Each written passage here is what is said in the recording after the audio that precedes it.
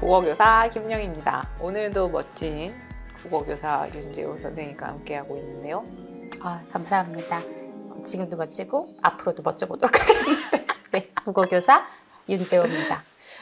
저희가 교사가 일상에서 겪는 고민, 고통까지는 아니지만 이거 조금 신경 쓰이는데 하는 지점에 대해서 안내하는 영상을 만들고 있는데요. 저희 이번 편의 주제는 무엇이냐면 북 좀 쳐주시겠어요? 뭘 쳐달라고요? 이거. 내 수업을 안 듣는 애들에게 어떻게 할까요? 입니다. 어렵죠? 사실 모든 교사들의 고민인 것 같은데요. 멋진 답을 주시겠죠? 멋진 재호 아니요, 저 선생님. 고통스럽습니다. 저는 근데 진짜 이 문제가 너무 고통스럽고 사실 포기가 잘 안 돼요. 저는 사실 포기가 잘 안 돼서 안 듣는 애들을 너무 끝까지 듣게 하려고 하는 교사이다 보니까 애들한테 진짜 집요하다는 얘기도 많이 들어요. 네, 집요하다는 얘기도 많이 듣고 근데 결국에는 애들이 그냥 저 사람의 성향이 그러니까 그냥 들어야겠다라고 생각도 하는 것 같긴 한데 실제적으로 교사들에게 좀 뭐라 그럴까 수업할 의욕이 안 나게 하기도 하고 내가 뭘 잘못하고 있나 주눅들게 하는 되게 문제인 것 같기도 하고 너무 어려운 문제라는 생각이 드는데 저는 또 아이들 안 듣는 아이들의 문제도 있지만 또 사실 이런 문제는 교사의 컨디션도 또 되게 많이 작용을 하는 것 같아요. 그러니까 나의 기분이 어떠냐에 따라서 그 아이가 그런 반응을 보였을 때 그냥 친절하게 제가 수업을 못 듣는다면 그 이유는 무엇일까 좀 궁금해 보게 되는 마음의 여유가 있을 때도 있고 사실은 나조차도 그걸 궁금해 하려는 마음 없이 그냥 막 화가 들끓을 때도 있잖아. 제가 왜 저러는 거야? 나를 무시하는 거야? 막 이렇게 내가 화를 내봐라 막 이런 여러 고민들이 들 때가 있는데 영희님은 어떻게 하시나요? 답변을 듣고 싶었는데 저에게 이렇게 긴 질문을 얹어주셨나요?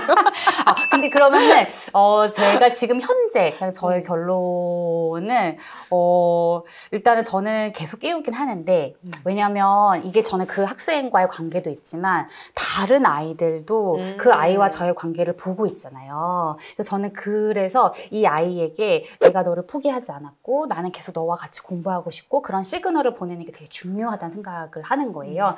비단 이 아이와의 관계뿐 아니라 다른 아이들이 계속 이것을 보면서 저 선생님은 끝까지 우리를 좀 데리고 가려고 하는구나. 그리고 자기가 좀 수업을 듣기 힘들어도 저 선생님은 나를 포기하지 않았지 라는 그 시그널을 학생이 받는 것도 되게 중요하다는 생각이 들기도 하고요. 그리고 뭐 바빠서 자주는 못하지만 그래도 따로 불러서 좀 얘기를 하려고 하는 편이고 그러니까 뭐 아까 그 상황에서는 뭐 나의 마음은 이랬고 그래서 그렇게 1대1로 얘기를 하는 게 어쨌든 지금은 좀 효과가 있지 않나라는 생각이 좀 들기도 합니다. 어쨌든 근데 현실적으로는 너무 어렵긴 해요. 왜냐하면 한순간에 바뀌는 건 아니니까요. 맞아요. 이게 그 다른 사람 마음인 거잖아요. 그래서 이거는 어떻게 하면 뭐 반드시 이거는 확실히 성공하는 솔루션 이런 건 존재하지 않는 것 같아요. 그래서 저 진짜 완전 T거든요. 진짜 이성형 인간이어서 뭔가 문제가 생기면 해결책을 모색할 때 내가 할 수 있는 일의 범위를 좀 정하는 편이에요. 그래서 따뜻한 선생님들은 가서 애들한테 피곤했니? 이렇게 묻고 하시지만 저는 성향이 그게 안 돼요. 이렇게 막 가서 책상 막 이렇게 치고 막 이 정도인데 근데 또 제가 이 영상 시리즈에서 교사가 가지고 있는 기본적인 자질이 수업의 성패와 연결되는 것이 저는 되게 싫습니다. 그것을 좀 분리하는 법을 저는 찾고 있습니다. 그게 저의 숙제예요 라는 말씀을 되게 재차드리고 있는데 저의 성향은 진짜 겁이 많아요.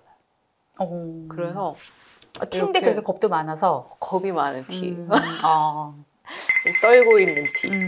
그래서 이렇게 딱 일어나라고 했을 때 걔가 일어나서 저를 위협할까 봐 너무 무섭고 다시 항의 방문을 누가 할까 봐 겁나고 자기 왜 자기 깨우냐 뭐 이렇게 그런 거 있잖아요. 막, 왜 나를 때 깨워? 뭐 이럴 수도 있고 막, 우리 애는 공부가 필요 없어 막 이럴 수도 있고 그런 다양한 그 두려움을 안고 살아서 그러니까 저는 그 학생을 집요하게 깨우는 게 저한테는 좀 버거운 일이고 그러니까 시도는 하지만 정말 아주 적극적으로 이렇게는 못하고요.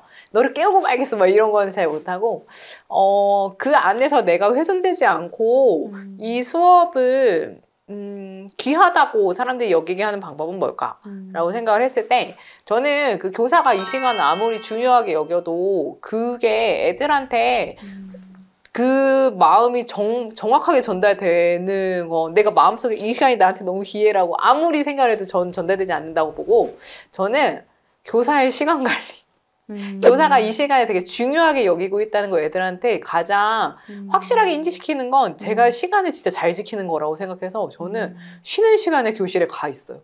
그리고 그날 판서가 필요한 부분은 미리 판서를 해놔요. 수업 시간에 누수 시간이 하나도 있으면 안 되기 때문에 막 교사가 등을 돌려서 판서를 하는 동안 애들끼리 또 늘어지고 와글와글 할 수도 있잖아요.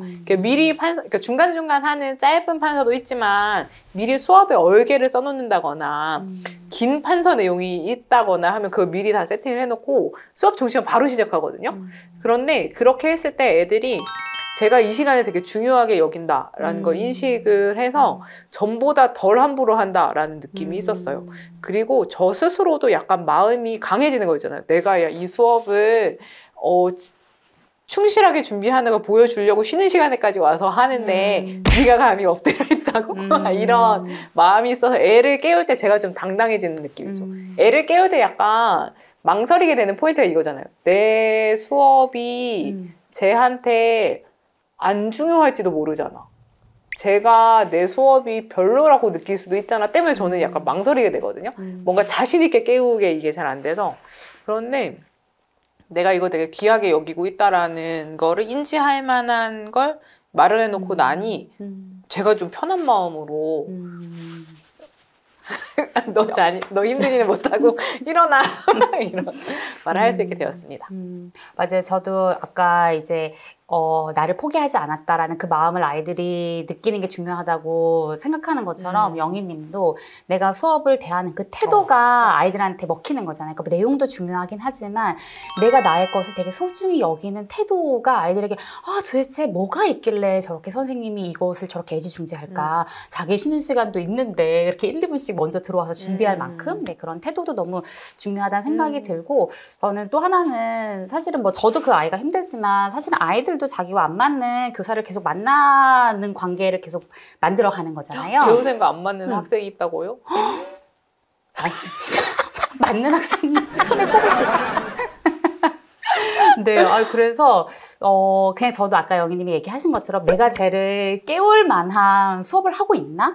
그러니까 사실 깨웠는데도 제가 들어도 그만 안 들어도 그만인 수업을 막 해서 깨우는 건 너무 자존심이 상하잖아요. 그래서 내가 정말 제가 들을 만한 질 좋은 수업을 하고 있나? 이런 것도 좀 생각해보게 되기도 하고 이게 성공하든 그렇지 않든 그런 걸 생각해보게 되기도 하고 저는 또 하나는 그런 아이들이 저한테 되게 궁리를 많이 하게 돼요. 그러니까 어떻게 하면 쟤를 듣게 해볼 수 있을까? 그게 저한테 되게 수업을 좀 준비할 수 있는 매개체가 많이 돼서 예를 들면 제가 뭐 가르치는 아이들 중에 좀 움직임을 좋아하는 아이들이 많다라고 하면 수업 시간에 좀 몸을 일으켜 세워서 뭐 칠판 앞에 일부러 나오게 좀 한다라든지 아니면 몸을 일으켜 세워서 자기의 의견을 좀 표현해 보게 한다라든지 그러니까 그런 아이들이 또 저를 조금 더 어떻게 하면 좋은 수업을 할 수 있을까 궁리해 보게 되는 매개체가 된다라는 생각이 들어서 근데 이렇게 생각해도 어렵고 고통스럽지만 네, 근데 어쨌든 그 아이 때문에 내가 또 잘한다라는 생각도 같이 하게 됩니다.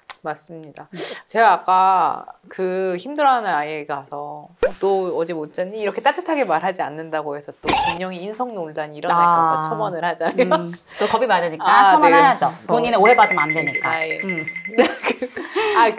저는 교사가 학생에게 그 관심을 표하는 방법이 되게 다양한 양상으로 존재한다고 생각을 하는데요.